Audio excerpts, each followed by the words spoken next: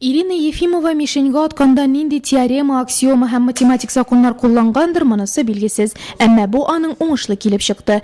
Моннан тыш ул үзен аркан тарту, гер күтәрүдә дә сынап караган. Мондый спартакиадалар мәҗбүри рәвештә булса да спорт белән шөгыльләнергә өтерә ди ул. В школе привили, учителя хорошие были. Спортка мәхәббәтне укытучыларыбыз сеңдерде. Мәктәптә укыганда волейбол уйный, төрле ярышларда катнаша идек. Техникумда, университетта укыганда да спорт белән шөгыльләнәсе килә иде. Менә шуннан калды ул спортны ярату. Вот она осталась, любовь к спорту. Мәгариф хезмәткәрләре арасында спартакиада елына 2 тапкыр үткәрелә. Җәйге ярышларда безнең укытучылар җиңел атлетикада көчле булса, кышкы спартакиадада өстәл теннисы буенча иң яхшы нәтиҗәләр күрсәтәләр.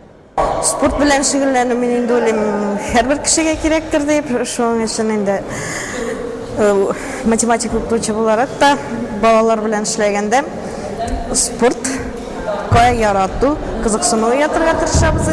Спартакиада 10 спорт төре буенча уздырыла һәм әйтергә кирәк, укытучылар бу көнне физик культурадан нормативлар тапшыручы укучыларны хәтерләтте. Шул ук дулкынлану, шул ук җиңүгә омтылыш. Волнение, оно всегда, в принципе, присутствует.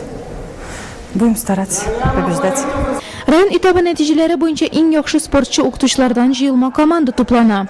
Наша цель была привлечь... Бу спартакиадага күбрәк яшь белгечләрне тарту безнең төп максат иде. Алар район ярышларында үзләрен күрсәтеп, җыелма командага керә ала. И потом уже в дальнейшем создать... Укытучылар командасы 26 сентябрь көнне мәгариф хезмәткәрләренең республика спартакиадасында катнашачак.